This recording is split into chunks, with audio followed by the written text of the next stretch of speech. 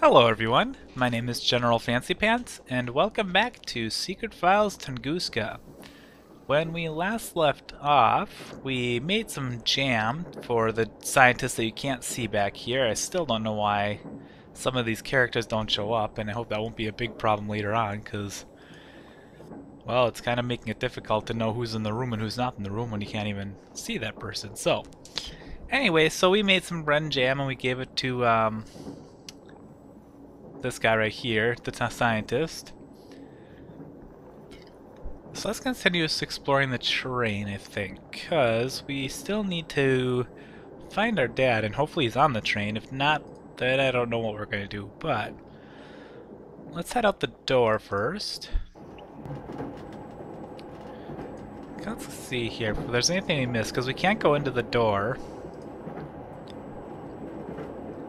Yeah? Excuse the interruption. Can I speak to you for a moment? As long as Dr. Lesniak doesn't have a successful breakthrough in his experiments, no. But The train can blow up for all I care. I don't want to be disturbed. it's really... No! And that's why we can't get into the door, because the scientist in the train car we were just in needs to have a breakthrough before we can even get into this room. So, let's see if there's anything I might have missed here. There's the door right here, but that's firmly stuck. It's like a metal door with a padlock right there. So there's a lamp right here. 100-watt bulb. That's a bit of healthy competition for the sun. Okay, so now we have a 25-watt bulb and a 100-watt bulb. Not sure what we're supposed to do with those, but since these are the only three rooms we have, there's a soldier right here too. You can't see him either. He's sleeping though. When he's asleep, he looks really peaceful and harmless. Let's see if we can take a look at the bag here. That soldier's bag of medication. If I think about his description of the effects of castor oil, it makes me feel a little more than just queasy. I can't reach it without waking the guy. Okay, so we need to wake the guy up to get his bag. Let's check our journal real quick. Alright, we've already read all that, so there's nothing new there. Let's see what happens. So we put the 25, that's where I got the 25-watt bulb, was up here in this lamp right here. And he was asleep to that. What happens if we put the 100-watt bulb in there?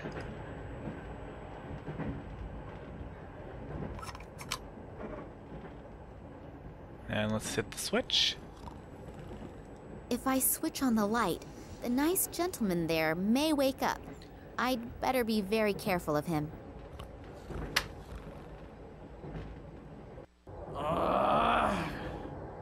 Which dumbass turned the light on?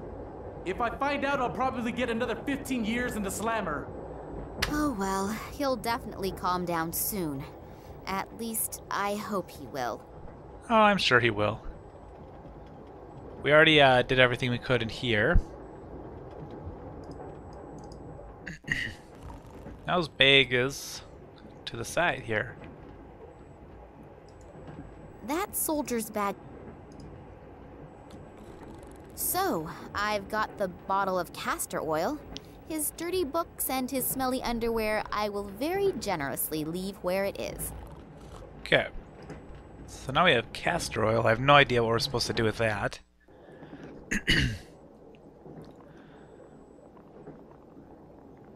Must be something to do in this room. Let's take a look at... Let's talk to the assistant.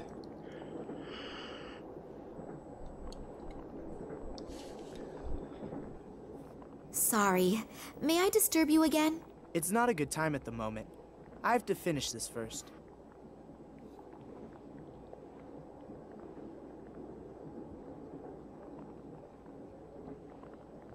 Okay. So we can't do anything there. Let's talk to the scientist again.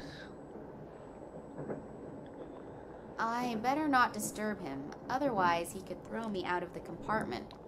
Okay.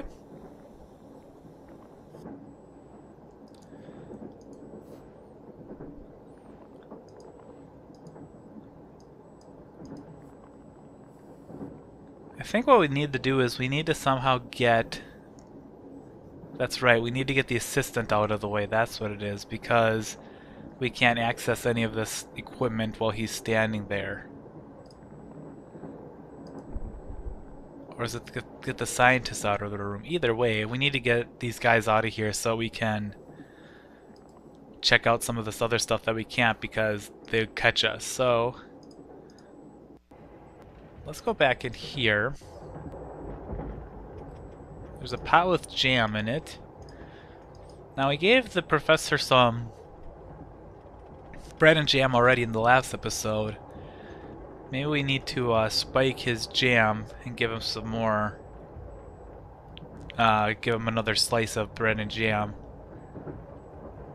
So if we put the castor oil, which is sort of acts as a laxative, let's put in that. I think I can say in all confidence that this will be a devastating success. And let's jam it I up. just realized that I haven't eaten for ages. I should be careful that I don't inadvertently bite into that. Good call. Let's see if he'll take the bread and jam with the laxative in it.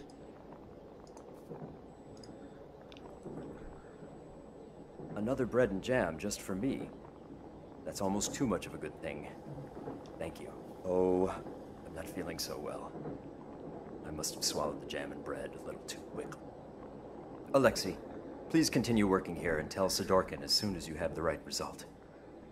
I've got to go somewhere and fast. Very fast. Okay. So that got him out of the way. I don't know to what end though. We've already looked at everything here. One of the samples that gets analyzed here. Okay.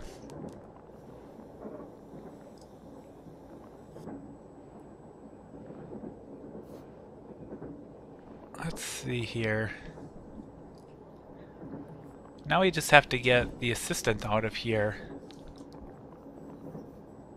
And he won't talk to us. Let's see. We have this empty water bottle here. What happens if we... Not much water goes into the bottle, but it's better than nothing. The only thing I can think of, because really there's nothing else to interact with, these glasses won't do anything. The only thing that's really here is the incinerator and this power strip right here. What happens if we were to, say, sabotage the power strip with water? A little liquid should be enough. It would look a little suspect if everything here were underwater.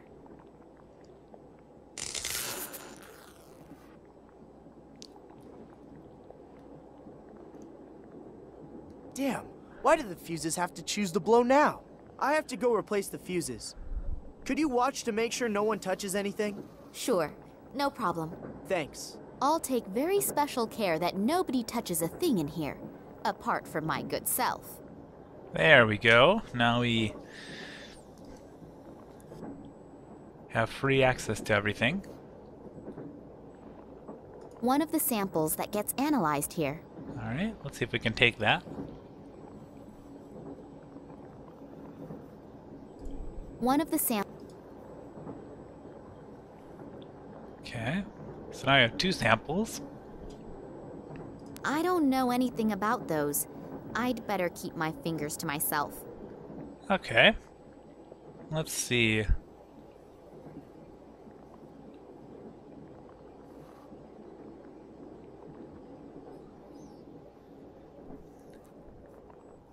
Anything else here? Not really. Okay, so I believe they were working on something about burning or something like that, if I can remember correctly.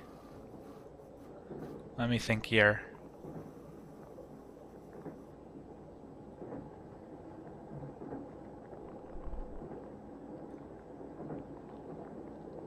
Let's take a look at this. I'll take the sample out of the glass. Okay. I have no idea what sort of plant this is from. Could put on the analysis equipment? Nope. How about throwing the incinerator? Can't do that either.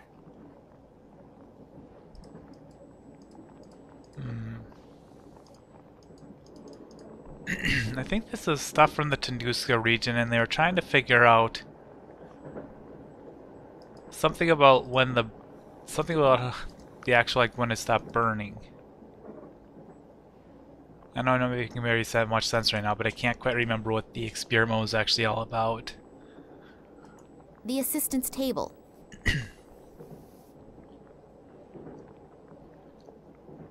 I'll take the sample out of the glass. I have no idea what sort of... Okay, so now I had 2 samples out of the glass.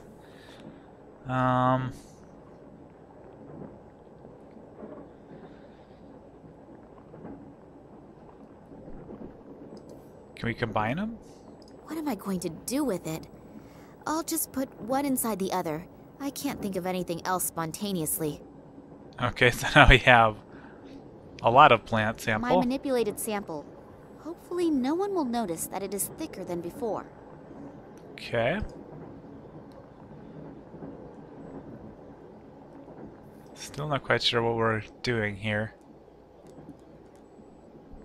I don't know anything about those.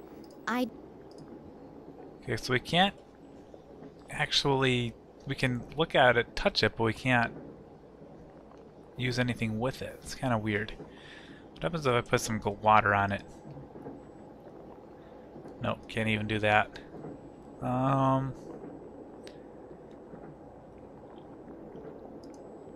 guess put it back in the jar. She did say hopefully they won't notice that it will be tampered with. And magically he comes back.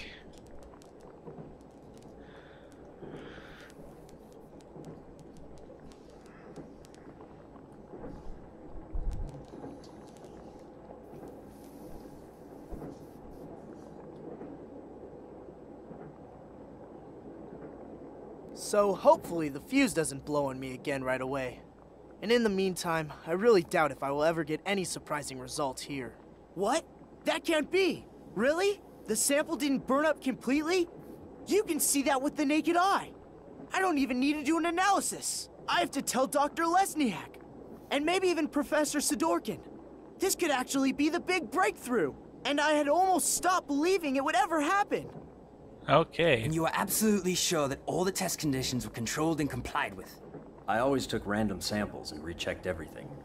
And I would put my hand into the fire to confirm Alexei's competence. I've worked with him for many years now. So you performed the experiments. Did you notice anything different? What kind of difference? We have to check everything exactly. If the results are correct, it's a sensation. But if we register it as a sensation, and we've made a mistake, then the most we'll get afterward is a job in a natural history museum. So go through everything again slowly. We should look at the analysis together. I only hope that we didn't miss anything. If the result is really correct, we'll go down in history. The gentlemen are certainly very enthusiastic about their discovery. I should use this chance to have a look around Sidorkin's office. There won't be much time until this Sidorkin comes back. I'll have a look around his desk first. Maybe I'll find the passenger list at least. Okay, so now here we are at Sidorkin's desk, and hopefully those scientists won't realize that we messed with it and we'll get in big trouble if they did. Let's take a look at the file folder first over here. Tunguska project. Error analysis is written on these files. 2000 to 2003 at the top, and at the bottom it begins with 2004. There's not very much I can do with these in the time I have. Nope. Alright. How about documents? Some kind of scientific report about molecular biology. It's nearly all formulae, and those few words are just as incomprehensible. Alright. How about the book? The documents are entitled Security Risks and Acute Threats to the Tunguska Project. I'll have a look at that, please. If I understand this correctly, in the last few years, several attacks have been carried out on official and secret research facilities. Documents were partly destroyed, but the culprits also do not seem to shy away from bomb attacks and arson either. Eyewitnesses report seeing men in black robes. It has not been possible for the authorities to capture any of the perpetrators. Then the Secret Service FSB was entrusted with this matter, but has not been able to produce any solid results in their investigations. The assumption that this is the work of political terrorists could not be confirmed. That the attacks are being carried out by a religiously motivated sect is also being considered. I wonder if they are the same men in black robes that Eddie apparently saw and was babbling about. If all that's true, then Daddy has got bigger problems than I feared. Okay, we have a new journal entry here. Let's see if there's anything in the drawer. The drawer is secured with a very simple, but unfortunately, a very effective lock. Okay. And I'm guessing we can't. There's nothing we can have. We can try the keys on it, I guess, but nope. There's an ant in here. It's huge. That's not normal. That must be genetically engineered. Okay, anything else in here? Oop, notes. The piece of paper reads, "Place all documents in the safe each time you leave the room.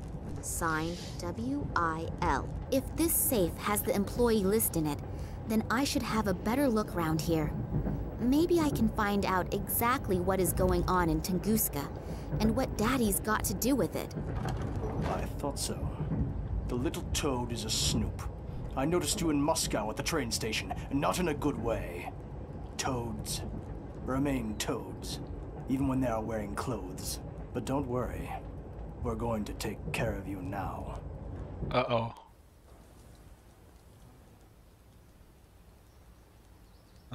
We're in trouble. I wonder who is that. Oh, that's the detective. What is Kansky doing here in the middle of the night? Maybe I'm wrong, but I have a really bad feeling about him. I should definitely make sure he doesn't catch me. He probably hasn't forgotten the big bump on the back of his head yet. Finally, an answer to my question. I'm curious to see what my Irish colleague has found out. Hi, Max. It took a little while, but the information you wanted wasn't so easy to get. It was a good thing you sent me the original letter. But I'll tell you more later. For starters, let's talk about the Irish company and the letterhead. This company used to belong to a man named Ken Morangi, and had something to do with plant fertilizer. The company was suddenly closed down, even though business was going pretty good. I unfortunately couldn't find out anything more about it either. Since then, Morangi lives like a hermit on a small island on the coast of Ireland. I've attached a map along with the mail. But now to an even more interesting story. I took a closer look at the letter you sent me. It isn't as empty as it looks at first glance. It apparently uses some kind of invisible ink. Not very imaginative, but it's apparently sufficient enough for people like you. Here are the contents of the letter.